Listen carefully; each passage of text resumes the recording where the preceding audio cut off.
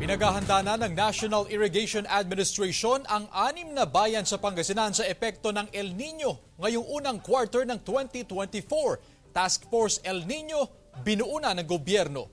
Narito ang report ni Joan Punsoy ng GMA Regional TV, 1 North Central Luzon. Pinaghahanda na ng National Irrigation Administration ang 6 na mga bayan sa Pangasinan sa epekto ng El Nino ngayong unang quarter ng 2024. Kabilang dito ang mga bayan ng Santa Barbara, Mangaldan, Malasiki, Rosales, Santo Tomas at Calasiao. Karaniwan daw na sa ganitong panahon hindi na umaabot ang patubig sa karamihan ng mga barangay sa mga nabanggit na bayan. Talagang itong buwan na po talagang nararamdaman na natin yung El Nino. Kasi yung water level natin sa Roque Dam ay mababa na po ang level niya. So talagang mararamdaman na po yan. Nakantabay ang NIA sa mga nabanggit na bayan. Namamahagi ang NIA ng water pump sa mga magsasaka para mapatubigan ang mga sakahan. Sa Calasiao, Pangasinan, isinasara ng mga magsasaka ang irrigation gates para makatipid sa tubig. Binabarahan po talaga, madam.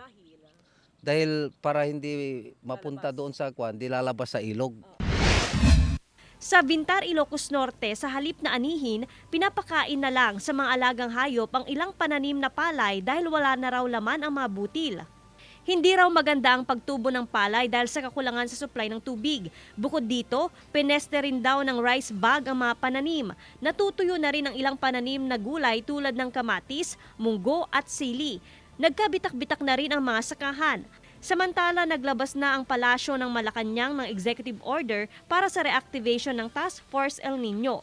Layon nitong rebisahin at i-update ang Strategic El Nino National Action Plan na magiging komprehensibong disaster preparedness and rehabilitation plan para sa El Nino. Mula sa GMA Regional TV 1 North Central Luzon, Joan Punsoy, nagbabalita para sa GMA Integrated News.